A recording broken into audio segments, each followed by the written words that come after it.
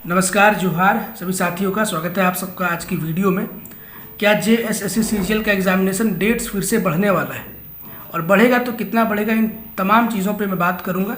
मैं सारी संभावनाएं आपके समक्ष रखूंगा और उसके बाद आप लोग खुद से डिसाइड करिएगा कि डेट बढ़ेगा कि नहीं बढ़ेगा, ठीक है। साथ ही साथ जेपीएससी को लेकर के क्या अपडेट्स हैं, क्या संभावनाएं बन रही है, उस पर भी हम लोग चर्चा करेंगे। जो भी लोग चैनल पे नए हैं आप लोग सब्सक्राइब करिएगा, बेल आइकन दबाइएगा ताकि जो मैं कंटेंट डालूं एग्जामिनेशन से रिलेटेड वो आप तक पहुंचे। और वीडियो को स्टार्टिंग में ही लाइक कर दीजिए क्योंकि बाद में बहुत सारे दोस्त भूल जाते हैं, ठीक है। स्टार्ट करते हैं आज की वीडियो को। आज से कुछ दिन पहले मैंने एक वीडियो अपलोड किया था EMRS यानी कि एकलव्य मॉडल रेसिडेंशियल स्कूल से संबंधित, जिसका एग्जामिनेशन CBSE कंडक्ट करा रही है, ठीक है।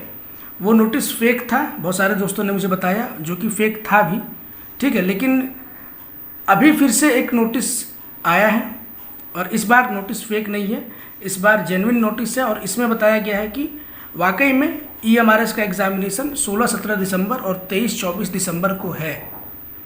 पहले वाले नोटिस में और अभी वाले नोटिस में एक बहुत बड़ा अंतर है।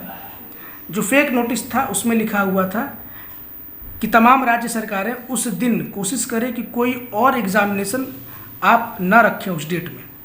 ये फेक वाले में लिखा हुआ था और नए वाले नोटिस में ऐसा कुछ भी नहीं लिखा हुआ है, ठीक है। यानी कि ये राज्य सरकार के क्षमता पर डिपेंड करता है। EMRS का एग्जामिनेशन ऑल इंडिया लेवल पर होने वाला है और झारखंड में रांची सेंटर होगा, ठीक है। और केंद्र विद्यालय को सेंटर बनाया जाएगा। ये तमाम चीज़ें हैं। अब बात करते हैं CGL को लेकर के। CGL में भी देखिए, आपको पता है कि रांची में 80,000 से ज़्यादा उस दिन व्यवस्था करना है, 80,000 से ज़्यादा कैंडिडेट्स का। और उन 80,000 में से बहुत सारे कैंडिडेट्स ऐसे हैं जिनका सेंटर केंद्र विद्यालय भी होगा। मैंने लिस्ट को चेक किया था, उसमें केंद्र विद्यालय भी मेंशन किया गया है। लेकिन अब EMRS का एग्जामिनेशन होना है तो जाहिर सी बात है केंद्र विद्यालय अब अवेलेबल नहीं होगा JSSC के लिए, ठीक है। और साथ ही साथ प्रशासन जो मुहैया कराया जाता है वो भी राज्य सरकार ही कराती है। ऐसा नहीं है कि वहाँ CRPF खड़ा हो जाएगी, ऐसा नहीं होता है, ठीक है। राज्य की सरकारी पुलिस वगैरह सारा अरेंजमेंट वहाँ पे कराएगी केंद्र विद्यालय में EMRS के लिए, ठीक है ना। तो इन तमाम चीज़ों को देखने के बाद ऐसा लगता है कि पॉसिबल नहीं हो पाएगा JSSC के लिए कि सेम डेट में एग्जामिनेशन को कंडक्ट कराए। बाकी और कहीं दिक्कत नहीं है, रांची में ही प्रॉब्लम है, ठीक है।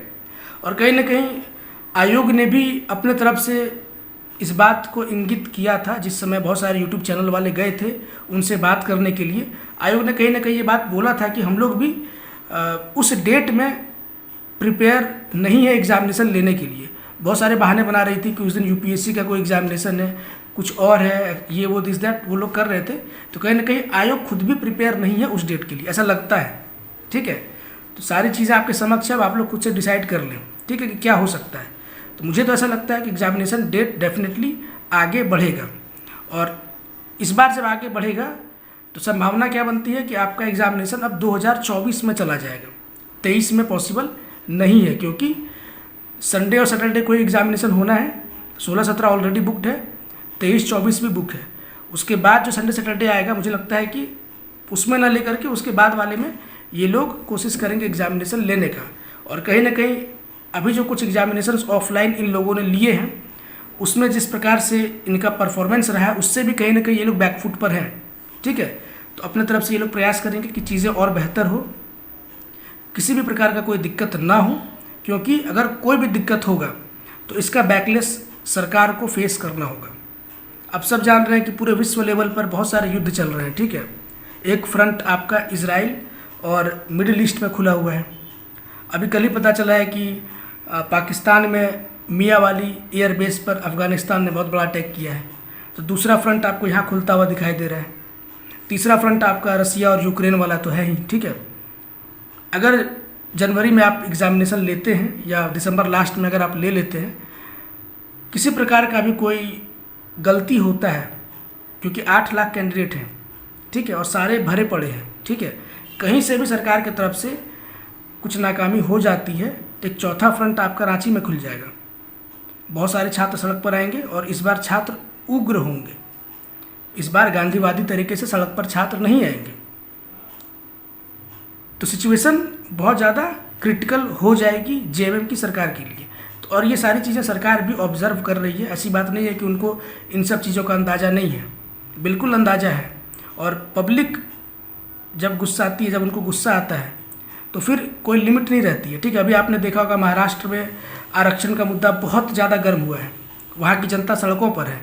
कल ही एक न्यूज़ आया कि एक विधायक का पूरा घर जला दिया, पूरे के पूरे उनके घर को, और उनका घर नहीं था, काफ़ी शानदार उनका विला था, पूरे विले में आग लगा दी गई है।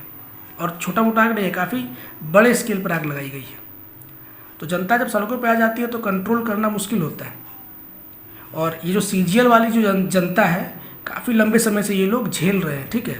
तो मैं इस वीडियो के थ्रू सरकार को बस यही मैसेज देना चाहूँगा कि आप अपने तरफ से प्रयास करें, और सिर्फ प्रयास ना करें, स्पेशल टीम गठित करें और कोशिश करें कि एग्ज़ामिनेशन बहुत फेयर माहौल में हो, बहुत अच्छे तरीके से हो, किसी भी प्रकार का कोई इसमें अनियमितता ना हो। क्योंकि कुछ भी अगर ऐसा होता है तो फिर सिचुएशन बहुत ज़्यादा वर्स हो जाएगा आपके लिए, ठीक है। बाकी आप लोग खुद समझदार हैं। जो लोग अभी भी, जिनको ऐसा लग रहा था कि शायद उनको दिन कम मिला है तैयारी करने के लिए, उन लोगों ने लेट स्टार्ट किया है, तो आप ये मान के चले नवंबर पूरा आपके पास है और दिसंबर अगेन 30 दिन और ऐड हो गया है, ठीक है। तो अभी भी आपके पास लगभग 60 दिन है प्रिपरेशन करने के लिए। ये 60 दिन का जो डेडलाइन है, ये कम कभी होता ही नहीं है। मैं हर बार सोचता हूँ कि अंतिम 60 दिन होगा तो अच्छे से पढ़ाई किया जाएगा, लेकिन वो अंतिम 60 दिन कभी होता ही नहीं, हमेशा एक्सटेंड होता चला जाता है। लेकिन इस बार ऐसा लग रहा है कि शायद अंतिम है। और 17-18 भी आपका अंतिम ही था, लेकिन अब उस दिन केंद्र का कोई एग्जामिनेशन ही हो गया है, तो अब कोई क्या कर सकता है। इसमें जेएसएससी की कोई गलती नहीं है, लेकिन उनको एक बहाना मिल गया है, ठीक है। तो आप लोग भी इसका लाभ उठाएं। वैसे भी दिसंबर में बहुत सारे लोग, आप लोग ऐसे होंगे जिनके घरों में शादी वगैरह होगा, ठीक है, फेस्टिवल्स भी है। तो मैं तो इसके लिए मैं स्वागत करूंगा अगर डेट बढ़ जाएगा तो। मैं अगेन अपनी बात कर रहा हूँ, आप में से बहुत सारे लोग हो सकता है जो परेशान हो जाएंगे अगर डेट आगे बढ़ा तो, लेकिन हर किसी की अपनी अपनी चॉइस है। लेकिन आप लोग एक बात मानिए कि समय और मिल गया है आप लोगों को, तो फिर से आप लोग अपने स्ट्रैटेजी को, अपने स्टडी प्लान को फिर से रीशेड्यूल करिए, अच्छे से देखिए और तैयारी करिए, ठीक है। बहुत सारी चीज़ें पढ़ने के लिए है, सिलेबस का पहाड़ है, कंप्लीट करिए। अगेन आपको 60 डेज मिलने वाला है, और मुझे लगता है कि आने वाले कुछ समय में, सप्ताह 10 दिन के अंदर, जेएसएससी भी आपको नोटिस के थ्रू इस बात की सूचना देगी, ठीक है। वो आपको अंधेरे में नहीं रखेगी। अभी जेएसएससी बहुत प्रोएक्टिव होकर काम कर रही है, तो डेफिनेटली वो आपको सूचित करेगी कि एग्जामिनेशन डेट आगे बढ़ाया जा रहा है, और क्यों बढ़ाया जा रहा है, कारण यही बताएंगे वो लोग। EMRS का एग्जामिनेशन होने वाला है, ठीक है। वीडियो एंड करते हैं। जो भी लोग अभी तक वीडियो में बने हुए थे, आपको कुछ क्वेश्चंस के साथ मैं छोड़े जा रहा हूं, आप लोग उसका जवाब कमेंट में देंगे। नहीं पता है तो सर्च करिए और उसके बाद आंसर बताइए। आप सब जानते हैं कि भाषा और लिपि जेएसएससी में पूछा जाने वाला है, तो भाषा से एक सिंपल सा क्वेश्चन आप लोग आंसर करिए।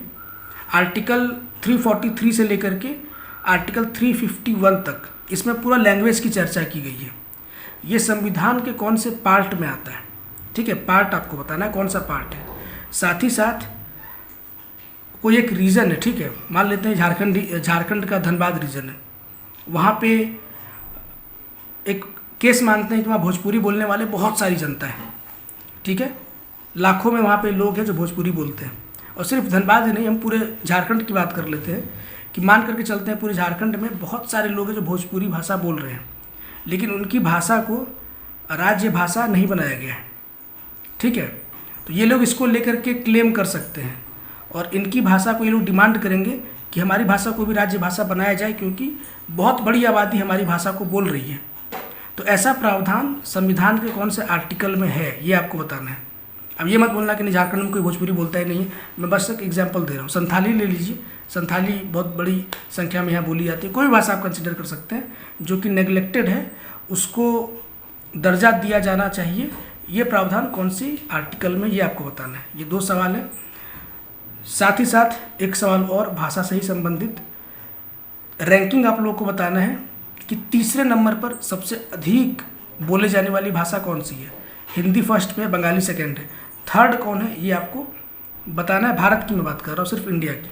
तो ये 3 सवाल है, तीनों सवाल का जवाब आप लोग कमेंट में बताइए। नहीं पता है सर्च करिए, ढूंढिए किताबों में, ढूंढेंगे तो कुछ और भी इसी बहाने आप लोग एक्स्ट्रा पढ़ भी लेंगे, ठीक है। मैं कोशिश करूँगा इन तमाम आर्टिकल्स को आपके समक्ष रखूँ। जिन लोगों ने प्रिपेयर नहीं किया आप लोग वीडियो देख लीजिएगा, वहाँ से आप लोगों का ये चीज़ कंप्लीट हो जाएगा। ठीक है, तो मिलते हैं किसी और वीडियो में। अगर वीडियो को लाइक नहीं किया तो कर दीजिए, चैनल पे नए हो तो सब्सक्राइब कर लीजिए। तब तक के लिए टेक केयर, गुड बाय।